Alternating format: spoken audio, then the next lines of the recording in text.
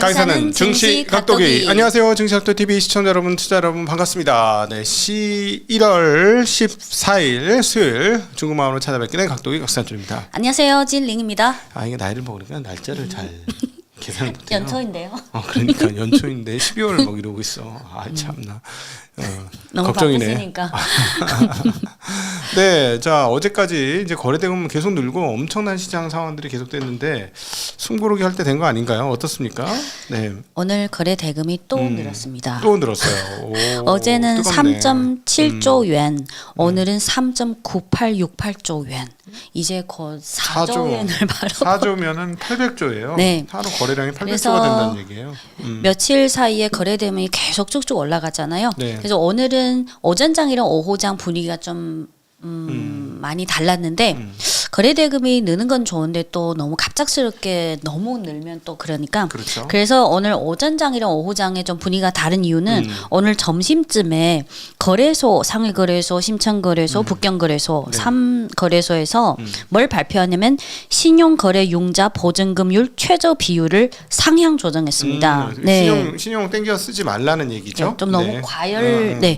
그래서 원래는 2023년 8월에 그 보증금률을 100%에서 80%로 내렸는데 네. 이번에 다시 단기적으로 일단 80%를 다시 100%로 올려놓자. 네네. 그래서 좀 과열이 어느 정도 약간 좀 완화되면서 상황 보고 또 다시 변화될 수도 있어요. 네. 그래서 오늘 상해종합지수 마감지수는 0.31% 하락했는데 사실 오전장에는 상승 출발했다가 점심에 요 신용거래 보증금률 상향 조정 때문에 오후장 본토증시, 홍콩증시 다 상승폭이 축소된대요. 네. 근데 단 상해종합지수만 지수가 하락 전환했습니다. 왜냐하면 오늘 하락 업종이 주로 통신, 보험, 은행, 건설기계 이런 대형주들이 상해 거래소에 더 많거든요. 네네네. 네. 그래서 오늘 상해종합지수 0.31% 하락, 심천 0.56% 상승, 창업한 지수 0.82% 상승, 과창 50 1.63% 상승. 한국시간 오후 4시 기준 홍콩 항생 0.52% 상승, 항생테크 0.73% 상승. 네. 네. 그래서 오늘 점심에 그 신용거래융자 보증금률 상향 조정건이 없었다면 아마 어제 하락에 이어서 오늘은 한 1% 정도로 계속해서 상승할 수도 있어요. 네. 네. 뭐 오늘 내용은 주로 네 가지인데요. 첫 번째는 장 오전장에 12월 중국 수출입 지표가 나왔습니다. 네. 두 번째는 연초부터 공신부, 발개위, 재정부에서 여러 가지 정책을 발표했잖아요. 어제 장 마감 후에 공신부에서 공업 인터넷 플랫폼 관련 정책을 또 새로 발표했습니다. 네. 세 번째는 또 내수 진작을 해야 되니까 지난주랑 지지난주에 중국 중앙정부에서 이구 환신 1분기 뭐 600억 달러 600억 yuan 이상 투입했다. 네. 그래서 지방 정부나 시 차원에서도 해야 되니까 상하이시에서 소비 촉진 관련 정책을 발표했습니다. 그리고 마지막 네 번째는 포토레지스트 전용 유리병이 지금까지는 100% 일본산을 수입했는데 중국 국산화 포토레지스트 전용 유리병 국산화 진전을 업데이트 해드리겠습니다. 네, 화면을 보시면 네. 장 초반에 12월 수출입 지표가 발표됐습니다. 네. 요거는 수출 증가율인데요. 12월 증가율이 6.66%인데 전월치가 5.9% 그리고 예상치가 3.1%. 그래서 실제 발표치는 예상치와 전월치를 다 상회했습니다. 이어서 다음 그림은 수입 증가율인데요. 수입 증가율이 12월치가 5.7% 나왔는데 마찬가지로 예상치인 0.9%, 전월치인 1.9%를 다 상회했습니다. 네. 그래서 오늘 오전에 발표된 수출입 증가율 숫자가 다 예상과 전월치를 상회해서 대체로 괜찮게 나왔습니다. 그리고 1월부터 11월 누적 기준으로 이미 12월 둘째 주에 발표된 1월부터 11월 누적 기준 중국의 무역 흑자가 이미 1조 달러를 돌파했잖아요.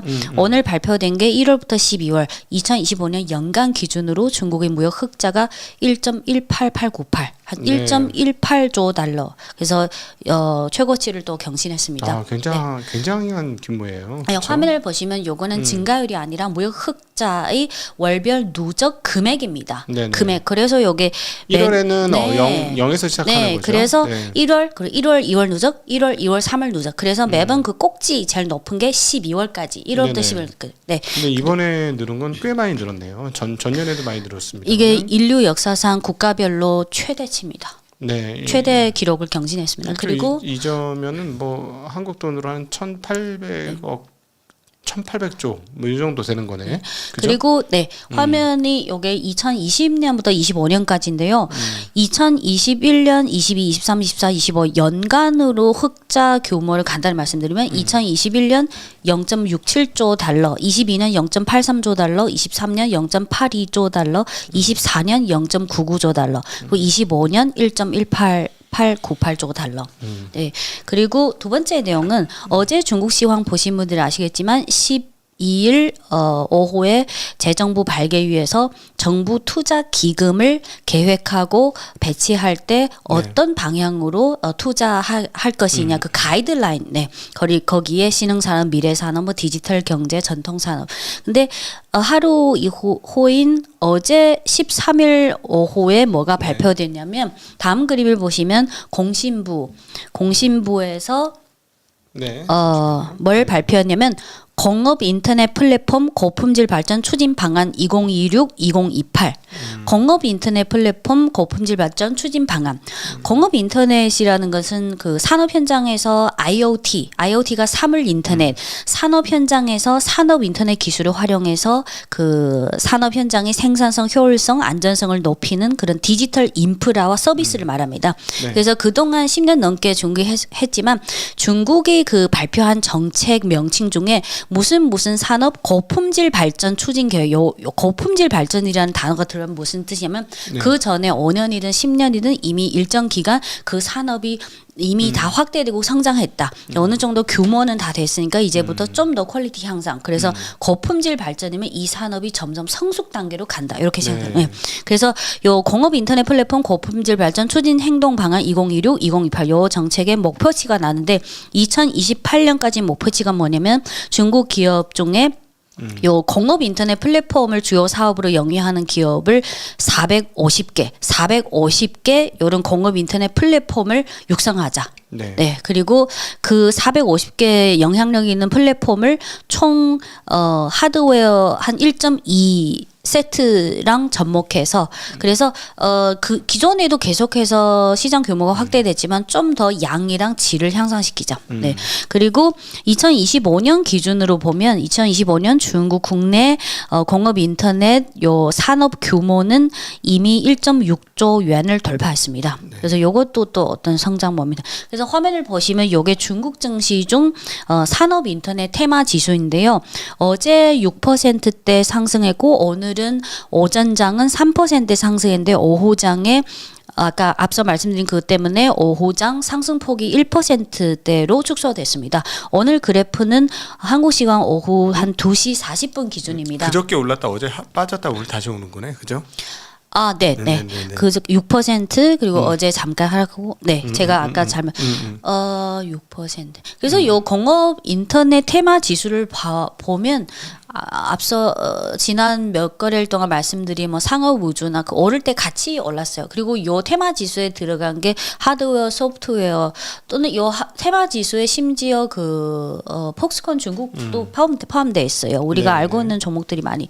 그리고 세 번째 내용은 상하이시에서 어제 뭘 발표했냐면 상하이시 서비스업 품질 향상 촉진과 소비 진작 확대 발전 조치. 네. 그래서 아마 상해시 필두로 해서 이제 지방 정부 또는 시마다 다 관련 조치를 발표할 거예요. 그래서 요 정책을 보면 서비스업 품질 향상 촉진 그리고 소비 진작. 그러면 이 정책이 서비스업에 좀 초점을 맞춘 그런 서비스업이라면 바로 생각나는 게 금융. 네. 저번에 말씀드린 개인 소액 대출 좀 완화해주고 좀 더 많이 소비하도록.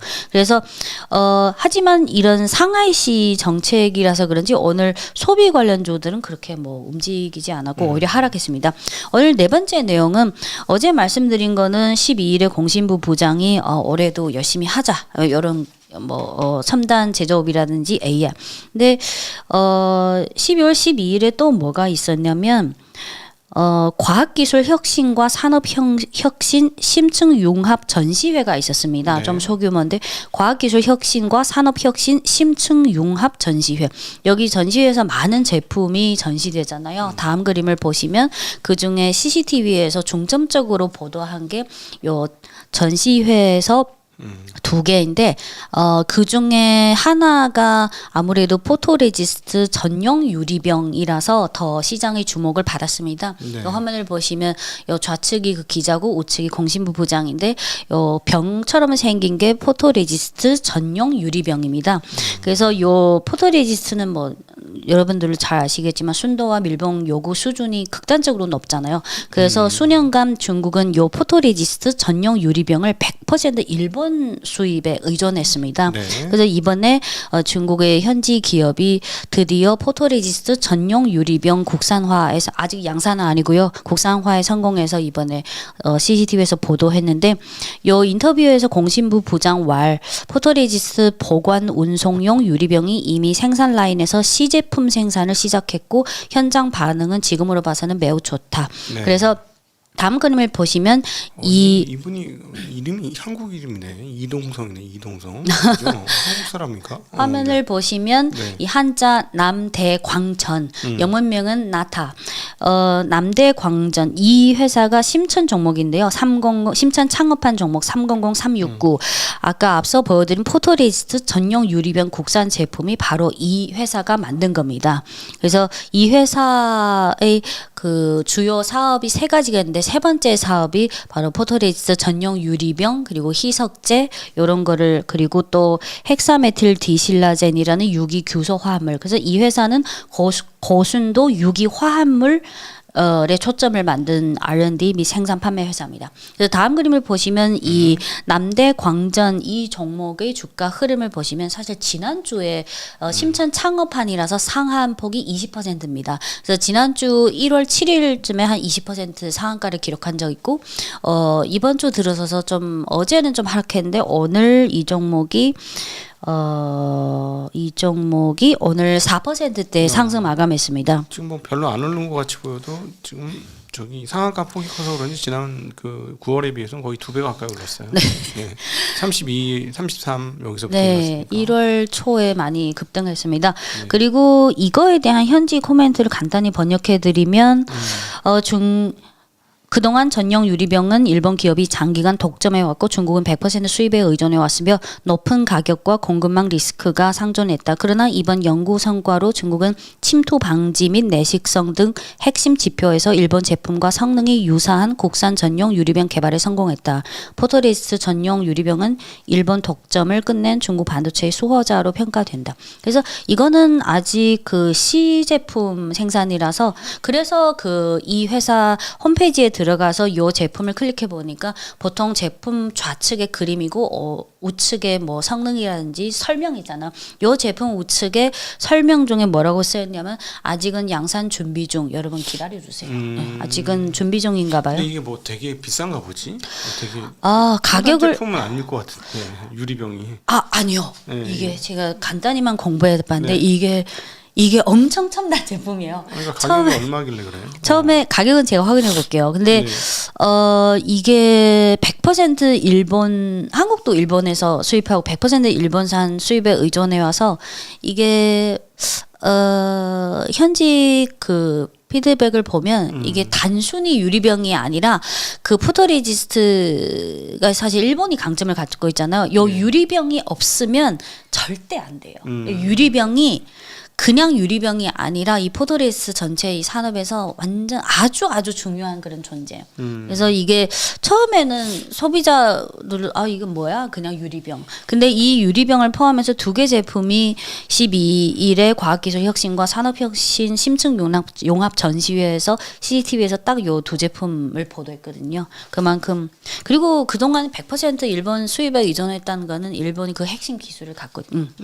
그리고 다음 그림을 좀 빠른 속도로 보면 12월부터 1월까지 위성, 로켓, 항공 우주, 방산 이쪽이 급등했는데 오늘 위성 통신 0.99% 상승했고요.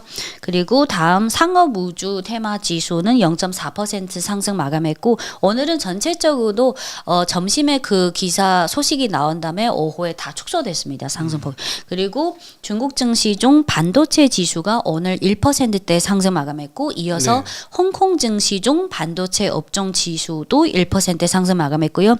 이어서 중국 증시중 엔비디아 테마 지수 1% 상승 마감. 이어서 중국 증시 중 화웨이 어센드 칩 테마 지수는 오늘 3%대 상승 마감했습니다. 네. 요 캡처한 거는 오후 장 초반이에요.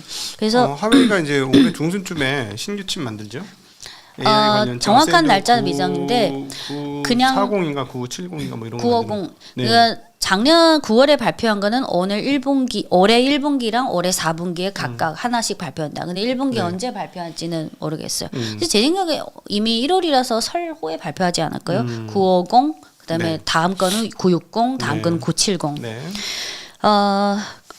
그리고 끝으로 오늘 시황 내용은 대체로 이 정도고요. 오늘은 시황 중에 가장 중요한 게 그거였어요. 점심에 휴장일 때 거래소에서 신용거래용자 보증금률 최저 비율을 기존의 80%에서 100%로 상향 조정해서 조금 과열을 조금 네, 네, 진작시키자. 그리고 끝으로 오늘 14일부터 17일까지 캐나다 총리 방중 그리고 1월 말쯤에 영국 총리 방중 그리고 아르헨티나 대통령 방중 일정은 아직 조율 중입니다. 네네. 오늘은 여기까지고요. 제가 오늘 학원 가야 돼서 오늘 또 한 가지 내용을 준비했는데 그 일본 지금 중국이 그 중히토류 히토류 쪽을 일본 대상으로 이종 물자에 다 포함된 히토류 다 수출 금지하고 있잖아요. 그래서 일본 쪽에서 뭐라도 노력해야 되는데 이틀 전에 요거 그 니케 아시아에서 보도 한 거는 한국어로도 나왔는데 네. 요거에 대한 중국 현지 코멘트나 또는 일본의 그 6,000m 심해에서 히토류 진흙 수출 착수 요게 왜 비현실적인지 중국 현지의 분석과 코멘트를 내일 말씀드릴게요. 오늘은 이미 4시 아니면 이게 결국 이게 방사능 문제 때문에 그런 거잖아요. 그렇지 않아요? 근데 요거 한 2, 3분이면 될 것 같아요. 지금 네. 빨리빨리 말씀드릴게요. 그 12일 니케 아시아의 보도에 따르면 이번 임무는 수심 6,000m 해저에서 히토류가 포함된 진흙을 대량으로 추출하는 세계 최초의 시도인데요.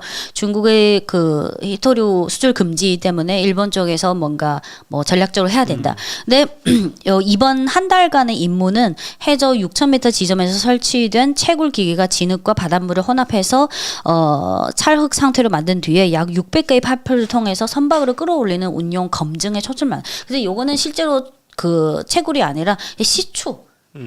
이제부터 시작이에요. 그리고 이 프로젝트를 책임진 그 디렉터 말로는 이번 시험에서 해저 진흙을 성공적으로 선박으로 옮긴다면 역사적인 성공으로 간주할 수 있다. 그리고 2027년 하루 350톤 규모의 대규모 추출 시험을 거쳐 2030년 경에 본격적인 상업 채굴 시대에 진입하겠다는 청사진을 제시했습니다. 근데 이거에 대해서 현실적으로 좀 보면요. 우선 뭐 인류 역사상 아직 6,000m 심해 시초는 아직 성공 사례가 없습니다. 그리고 몇 년 전에 중국이랑 일본 이 두 나라가 2,500m 심해 시초에는 1차적으로 성공했어요. 하지만 그 후에 업데이트된 진전은 두 나라 다 없습니다. 그래서 2,500m 심해 시초가 진전이 잘 되지 않는 그런 느낌. 그리고 이론적으로 만약 2010 이게 일본이 처음으로 2,500m 시추를 시도한 게 그 2012년이거든요. 근데 2012년에 시작하면 이론적으로 한 10년 돼야 뭔가 상업화가 가능해요. 그래서 올해가 2026년인데 아까 그 이 프로젝트 디렉터는 2030년경에 본격적인 상업 채굴 시대에 진입하겠다는 청사진. 근데 이거는 너무 상당히 긍정적인 그런 구상이고요. 실제로 이거를 상업화 그 절차까지 제대로 가려면 10년 정도는 걸립니다. 네. 그리고 비용 측면에서 지금은 초기 시추 지금부터 시작인데 초기 시추에 최소 최소 8,300만 달러가 소요되고요. 그 후에 다음 단계는 뭐 채굴 재련까지 다 하면 총 비용이 육지에서 시초부터 채굴 재련까지 최소 10배에서 20배 정도 비용이 듭니다. 그리고 추출량은 매일 심해 속 그 진흙을 70톤 채굴할 경우에는 그중 히토류 함량이 0.5%에서 1%입니다. 네. 그래서 매일 산출 가능한 히토류 그 산화물은 1톤 미만. 그래서 육지에 비해서 사실 그 추출할 수 있는 퍼센테이지가 아주 낮다. 그리고 만약 일본이 성공한다고 가정했을 때 전 세계 그 분리 생산 능력이 아직은 92% 이상이 중국에 있습니다. 그래서 사실은 일본이 그 분리 재련 그 핵심 기술이 없는 이상 결국은 추출해서 또 중국에 가서 그걸 해야 돼요. 네. 그리고 소요 시간은 아까 프로젝트 디렉터는 뭐 2030년경 본격적인 상업 채굴 시대 진입. 근데 현실적으로는 중국 쪽에서 보기에는 최소 10년 이상은 걸린다. 네. 그리고 이거에 대해서 대만의 모 학자가 코멘트했는데요. 이건 채광이 아니라 돈을 태우는 공연이다. 파격적인 기술 돌파가 없는 이상 결국 고비용, 저수익, 고위험의 상징적 사업으로 전락할 가능성이 높다. 예, 그래서 그냥 기사에는 그 일본 쪽 니케 쪽 그것만 한국어로 번역한 네. 거라서 중국 쪽이나 또는 다른 나라 코멘트가 사실 안 들어 있어요. 그래서 간단히 설명드렸습니다. 이 결국은 그 예를 들어서 그 광산에 우라늄이나 토륨 뭐 이런 것들이 들어 있어서 이 히토류를 채굴할 때 방사능에 노출된다 뭐 이런 게 가장 큰 문제가 되고 있는 모양이죠. 그거랑 관련돼서는 요 기사 일본 쪽 네. 기사랑 중국 쪽 기사도 요게 국제 뭐 환경 관련 기구에서도 요거 요 심해 지역이 그 일본 국토 안에 있지만 요게 국제 환경 관련 기관에서 심해 지역에서 이걸 추출할 때는 아직은 환경적인 문제가 있어요. 그게 규제에 걸려요, 사실. 아직까지 뭐 그거는 처리가 안 됐는데 네. 기본적으로 우리가 히토류를 왜 중국에서 집중됐는가 보면은 이제 방사능 물질이 노출될 수 있다라는 위험도가 조금 있는 것 같더라고요. 그렇죠? 네. 근데 이 니케 아시아 기사에 대해서 그냥 제가 느끼기에도 이거는 지금부터 시작해도 우선은 제가 의심을 하나 갖고 있는 게 몇 년 전에 중국이랑 이거는 일본이 기본적으로 그 물속으로 들어가는 순간 비용 배를 띄우고 기계를 넣은 순간 네. 비용이 훨씬 많이 들어요. 그러니까 그리고 요게 일단 노지 탐광하고 예를 들어 땅굴 전혀 탐광하고 다른 차원이 것처럼 다르죠. 네. 그 지금 히토류는 약간 노지 탐광 비슷한 느낌도 있는 거죠. 네. 중국 그 히토류는 거의 다- 방사능 물질이 문제가 되는 거지. 그거는. 근데 그거는 중국이 기술적으로 어떻게 처리하는지는 제가 자세히 공부하지 네, 않아서. 네, 그리고 요게 그 일본 지금 한 해 히토류 그 수요 양이 한 3만 톤 되거든요. 근데 만약 이게 일본 한 해 3만 톤이라는 요 양을 만족시키려면 예를 들어서 지금부터 바다로 출발해서 네. 시추하고 또 검증하고 채굴하고 뭐 재련하고 뭐 다 됐다. 근데 상업화로 갔다.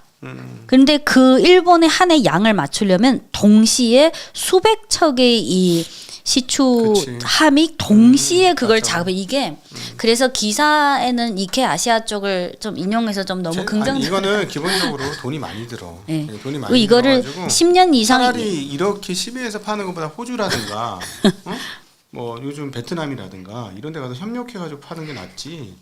이거는 제가 보기에는 답은 중히토류는 사실 불가능해요. 경히토류는 조금씩 가능한데 중히토류는 이게 너무 비현실적이라는 느낌이 듭니다. 그러니까 땅 넓은 나라에 가다 보면은 뭐 있을 거 아니야. 근데 문제가 있다니까. 그리고 왜 안 한 이유가 제가 내가 보기에는 위험하니까 안 하는 거야.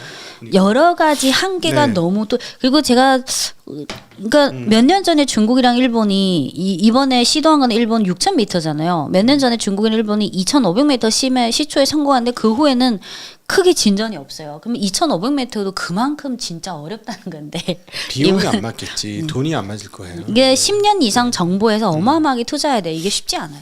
네. 자, 오늘 이렇게 정리 한번 해보도록 하겠습니다. 자, 오늘도 함께해 주신 모든 분들께 진심으로 감사합니다. 행복한 오후 되십시오. 감사합니다. 明天见。